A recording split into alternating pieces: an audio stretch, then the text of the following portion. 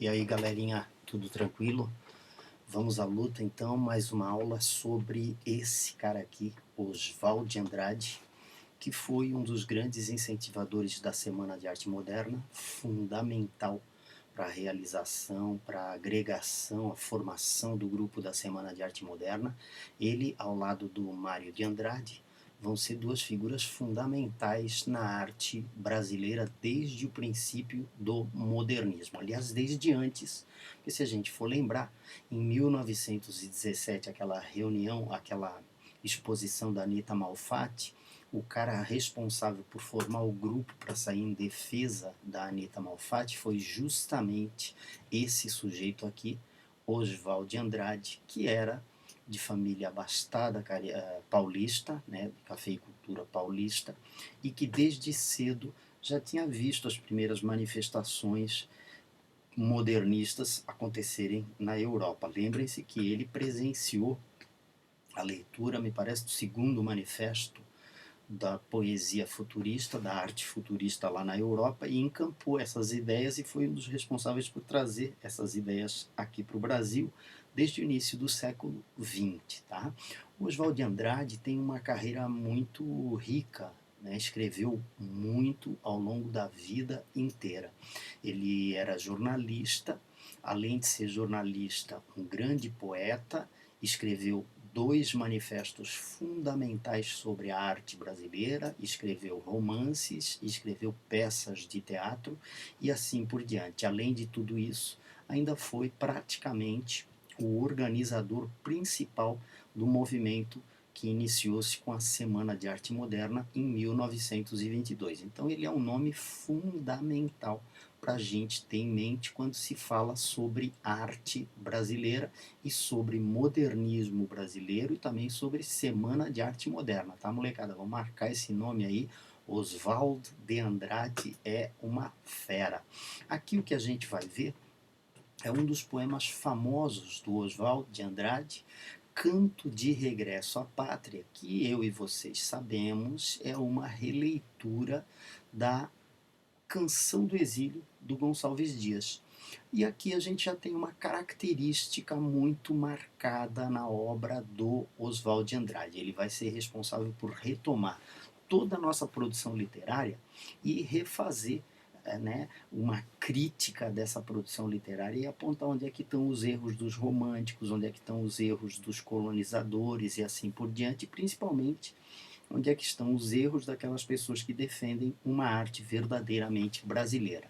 Minha terra tem palmares onde gorjeia o mar. Os passarinhos daqui não cantam como os de lá.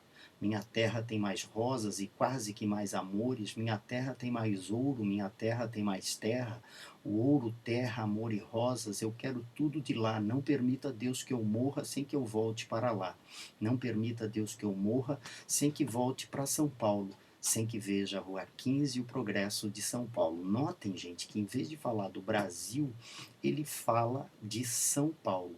Por que ele vai falar de São Paulo? Porque em São Paulo ganha protagonismo na arte brasileira, principalmente depois da realização da Semana de Arte Moderna.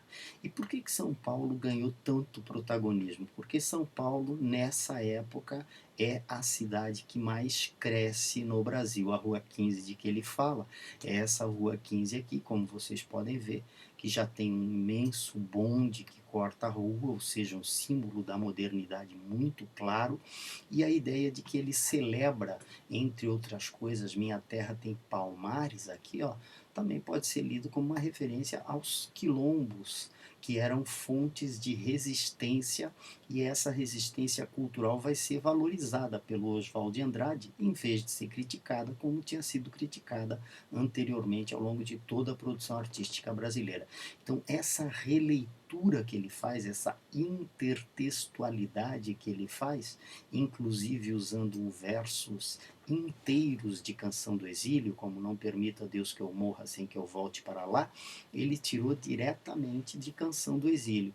Já dá bem o tom da poética do Oswald de Andrade. Ele vai ser um grande reformista, ele vai procurar rever tudo que tinha sido produzido no Brasil e vai lançar novas luzes sobre essa produção literária brasileira.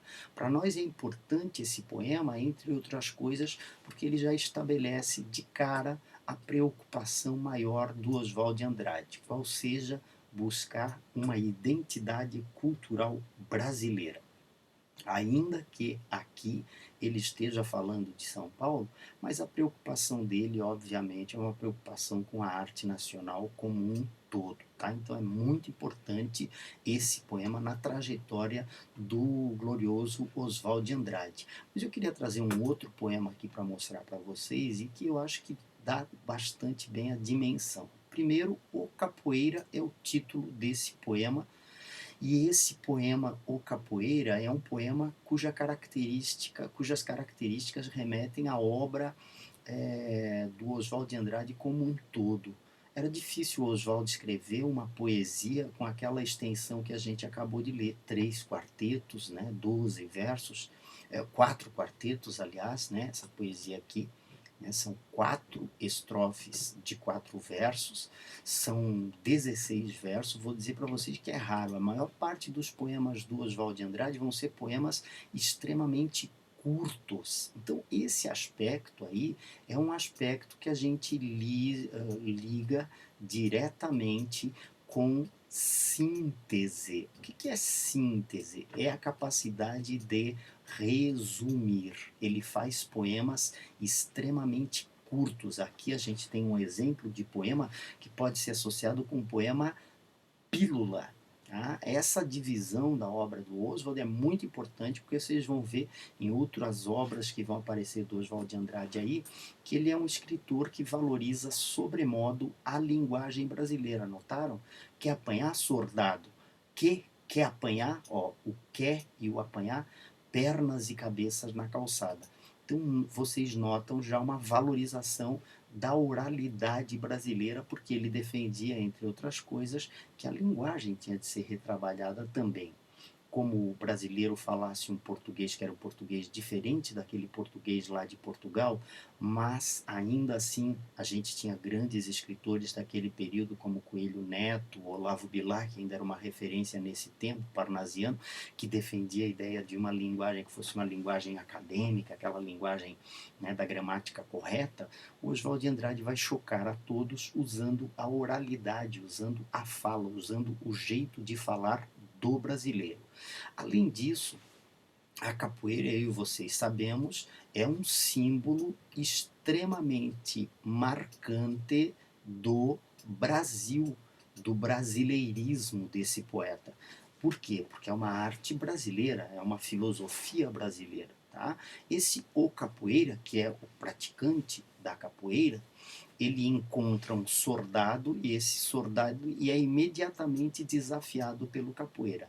É assim que o Oswald de Andrade vai fazer parte da primeira fase modernista, aquela fase combativa, aquela fase que foi chamada por muitos de a fase heróica do modernismo, quando os escritores eram muito criticados e eram muito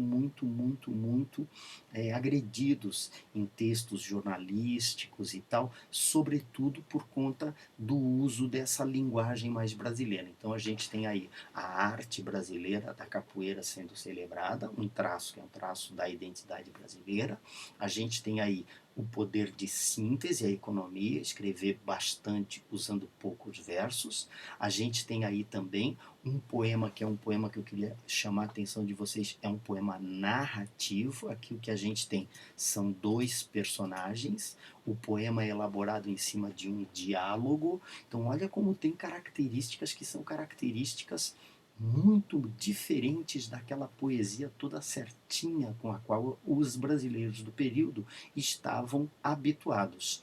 Né? Para além dessa linguagem incorreta, são outros detalhes que a gente tem que levar em conta. Isso sem falar na ausência de rimas, vocês vão notar, o poema não tem rimas, e também na ausência de uma métrica regular. O poema também não está preocupado com a extensão, aquele número de sílabas poéticas. O Oswald de Andrade dá uma banana para tudo isso e acaba escrevendo um poema que é um poema altamente sintético, altamente econômico, mas com uma série de características da primeira fase do modernismo brasileiro. Né? Para Além disso, ainda eu queria chamar a atenção de vocês, vocês notem que essa expressão aqui, essa última frase aqui, ó, é uma fala que pode ser associada a um narrador. Então trata-se de um poema narrativo, encontram-se dois personagens, o capoeira e o soldado. O capoeira desafia o soldado e os dois acabam se rolando na calçada lutando, tá? Para nós é importante essa última parte aí, porque essa parte aí ela tanto faz alusão, tanto faz referência, tanto faz uso daquilo que a gente chama de corte cinematográfico. Não tem nenhum conectivo ali, quer apanhar, e então os dois rolaram de pernas e cabeças. Não, o corte vai direto para pernas e cabeças na calçada. Esse poema aí, então, é um poema bem representativo dessa primeira fase do modernismo brasileiro, momento em que o Oswald de Andrade reinou absoluto como a principal referência dos jovens poetas daquele período, tá? Para além disso, eu queria chamar a atenção de vocês para um outro detalhe também que vocês têm aí no materialzinho. No nosso material, a gente tem referência aos dois manifestos. Eu vou deixar essa parte aqui para o final, porque essa parte é verdadeiramente muito importante. Manifestos, como a gente viu, a gente vai ter durante as vanguardas artísticas europeias, cada uma daquelas vanguardas fazia os seus manifestos, lembram? Tinha o manifesto futurista, tinha o manifesto surrealista, tinha o manifesto dadaísta, que era contra todos os manifestos, mas no final da obra, mais adiante, a gente vai voltar a falar desses dois manifestos importantíssimos para a arte brasileira aí. Mas eu queria chamar a atenção de vocês como nesse poema do Capoeira a gente já tem aqui algumas das características do Oswald de Andrade. A valorização da linguagem popular é uma delas, o estilo telegráfico é outra característica. Lembra, a gente tem os três versos, quer apanhar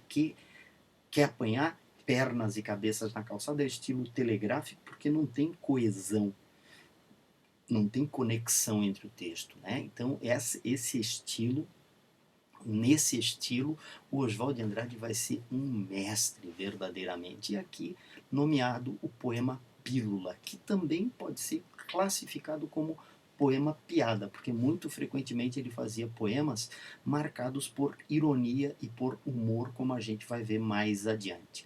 A técnica da colagem, a colagem, volto a falar para vocês ali, aquele pernas e cabeças na calçada, usa isso, essa ideia do corte cinematográfico, a ideia de pular de um verso para o outro sem estabelecer coesão textual, e a ideia de paródia, como a gente viu, a paródia de Canção do Exílio está lá como exemplo, tá? E mais adiante nós vamos ver aí uma paródia do texto dos cronistas do século XVI, do descobrimento do Brasil, lá em 1500.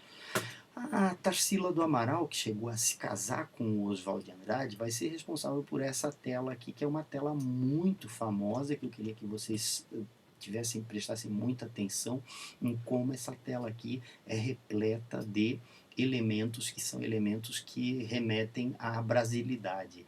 É o verde, né? É o amarelo vivo e é a ideia dos nativos brasileiros. Então essa obra Antropofagia de Tarsila do Amaral de 1929, ela já denota esse interesse pelo primitivismo, por aquilo que caracteriza a arte brasileira primitiva antes ainda da chegada dos portugueses. E eles vão valorizar isso, vão assinalar que isso é um traço marcante da cultura brasileira e que, de certa forma, isso tinha sido deixado de lado por todos os autores anteriores. Eu queria chamar a atenção de vocês que o índio que foi celebrado lá durante o romantismo brasileiro era um índio que era batizado, era um índio que era um índio cuja marca maior vai ser ele se render aos cultos cristãos, aos cultos católicos.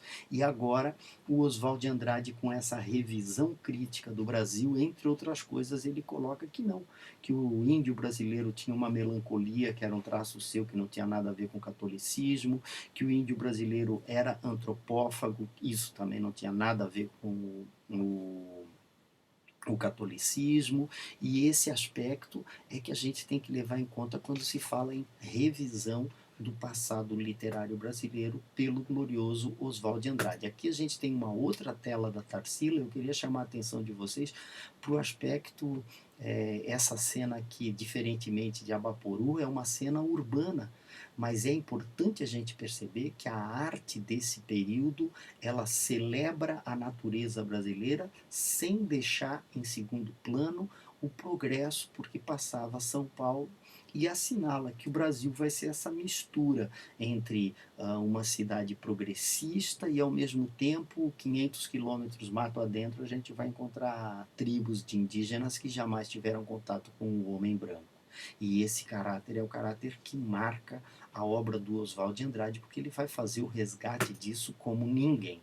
Aqui eu tenho outro poema, que é um poema também da época, poema selecionado por ele, os poemas da colonização, no qual ele faz uma referência a uma passagem da carta do Pero Vaz de Caminha. Na carta, o Pero Vaz de Caminha dizia que, ao chegarem aqui, os portugueses tiraram seus trajes e cobriram os indígenas, pois os indígenas estavam embaixo da chuva, né, sem qualquer proteção. E aí, olha só o que ele faz, esse poema, repleto de significados. Erro de português, a gente está habituado a chamar de erro de português, aquele erro gramatical, e ele faz uma brincadeira e funda esse texto sobre a ambiguidade. Quando o português chegou debaixo de uma bruta chuva, vestiu o índio. Que pena fosse uma manhã de sol, o índio tinha despido o português. Então nota que o índio desnudo, esse índio nu, é coisa do caráter, é traço do caráter da identidade brasileira.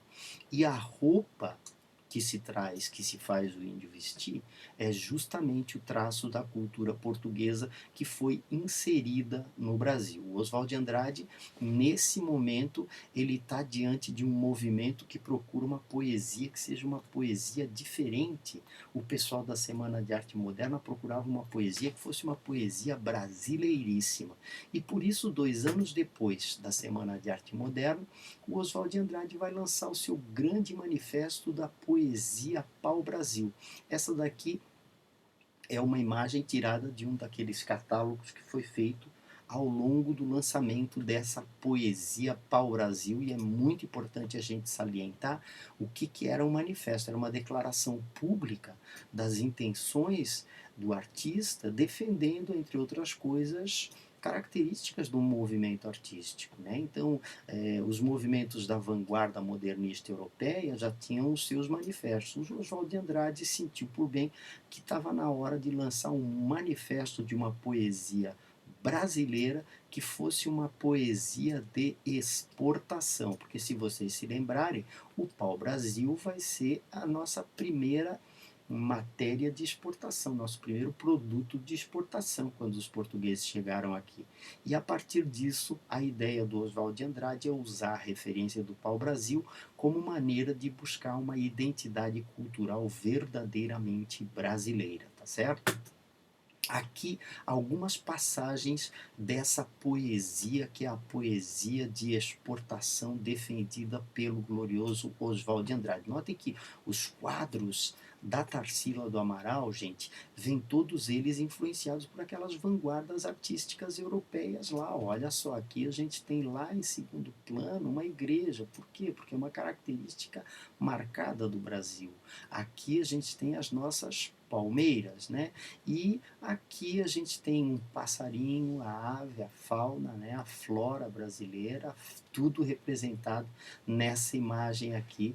E é importante a gente salientar que a Tarsila, ao lado do Oswald de Andrade, são as duas grandes expressões desse primeiro momento. A construção desse quadro é uma construção cubista, entre outras coisas, por causa dos traços fortes, né, da geometrização da arte, a simplificação da arte, que era algo buscado pelos cubistas europeus. O que vai acontecer? Ela traz essa influência para o Brasil e produz aqui obras de arte, que são obras de arte brasileiríssimas, com a influência de alguma técnica europeia, sem dúvida nenhuma, mas com traços muito marcados da brasilidade. Se vocês notarem, esse aqui É um negro, mas ele tem o olho que é um olho claro, ou seja, já é um mestiço, já é miscigenado, tá? Esse manifesto da poesia pau-brasil foi o primeiro, né? E esse manifesto foi publicado em 1924 em um jornal, porque naquela época era ali que se publicavam esses manifestos, e a partir desse momento ele inaugura uma poesia que se pretende uma poesia de exportação. Tá? Essa ideia é a ideia de resgatar o cotidiano do Brasil, a valorização do cotidiano do Brasil. Então, se vocês forem lembrar, o capoeira, ele marca o quê? Ele marca um encontro do dia a dia, uma cena cotidiana, uma cena marcante do Brasil. E aqui tem dois trechos que eu queria chamar a atenção de vocês: a língua sem arcaísmos, né? A língua sem aquela velhice, sem aquela erudição. Erudição é aquela linguagem empolada, aquela linguagem acadêmica, aquela linguagem que para eles não tinha nada a ver com a realidade brasileira. A língua tinha que ser natural, mais próxima da fala, e neológica, ou seja, uma língua que inventasse os termos a partir das formações de palavras mais comuns, tá? Então, como falamos, como somos. Por isso que ele coloca, entre outras coisas, aquela linguagem lá em O Capoeira. Quer apanhar?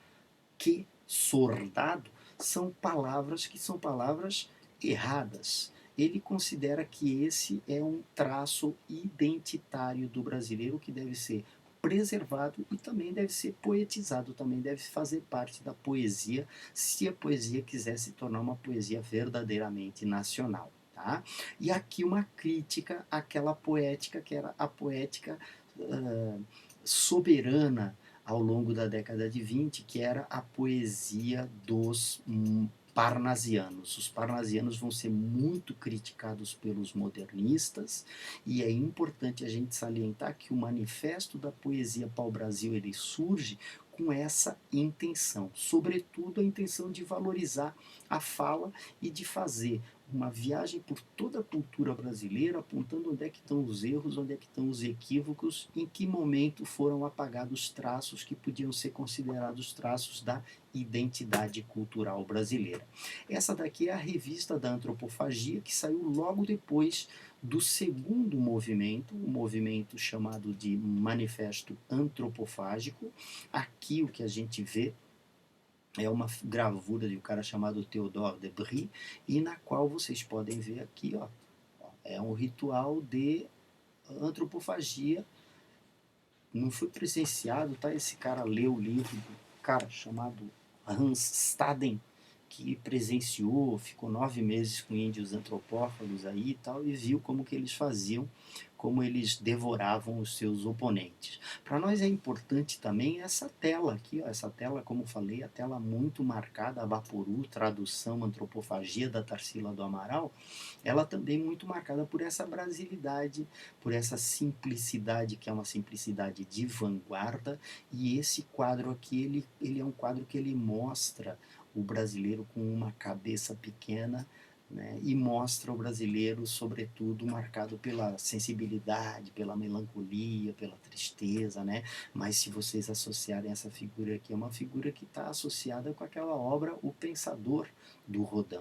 Então é importante a gente perceber que esses quadros ilustram às mil a evolução poética do grande Oswald de Andrade. E aqui um trechinho do Manifesto da Antropofagia de 1928, no qual eu creio que é um aprimoramento daquele Manifesto da Poesia Pau-Brasil de 1924, porque aqui ele vai perceber, entre outras coisas, que era impossível o Brasil ter uma arte que fosse uma arte exclusivamente brasileira, sendo que a gente escrevia uma língua que era uma língua importada, né? Ele acaba defendendo a tese de que a realidade brasileira é uma realidade que vai ser marcada por essa mistura. A ideia dele, inclusive, é a ideia da lei da antropofagia. O indígena brasileiro ele não consumia o outro, pessoal, o inimigo, por uma deficiência nutricional. Ele consumia o outro, pessoal, porque ele queria incorporar aquelas características do outro. Ele achava que o outro só eram devorados os guerreiros de valor.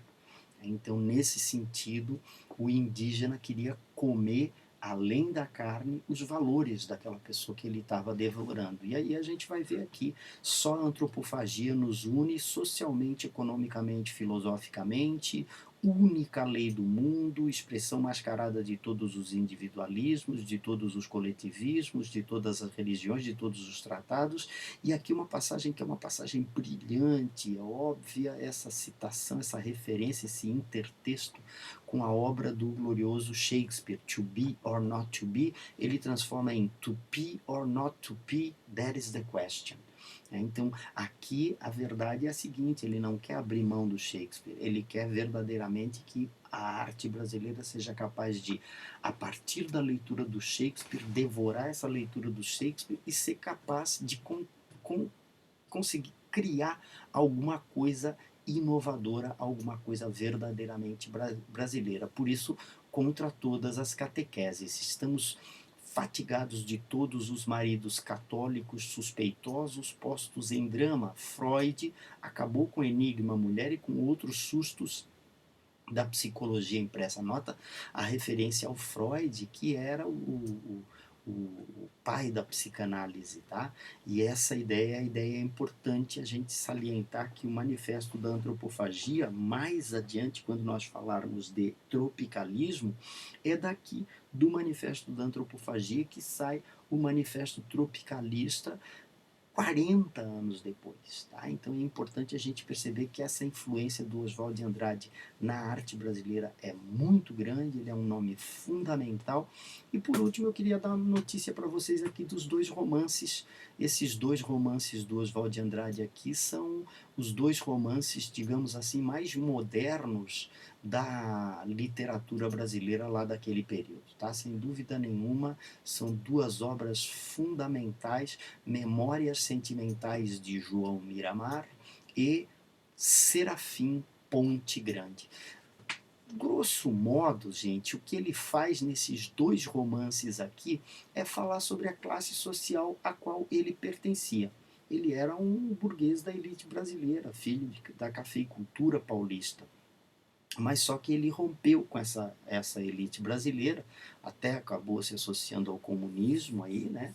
E é importante a gente perceber que Memórias Sentimentais de João Miramar e Serafim Ponte Grande, eles colocam com clareza a ideia de que esses brasileiros dessa elite não tem nada a ver com a realidade brasileira. Na verdade, eles têm aquilo que o Oswald de Andrade considerava uma espécie de complexo decolonizados, que sempre valorizavam a arte europeia, que sempre achavam a arte brasileira uma arte inferior. E esse é o grande autor, o grande escritor, o grande, talvez assim, o grande incentivador do modernismo brasileiro, um cara que foi fundamental na trajetória da literatura brasileira, um nome que é um nome essencial quando a gente falar de Semana de Arte Moderna, os antecedentes da Semana de Arte Moderna e da influência da arte da vanguarda na cultura brasileira.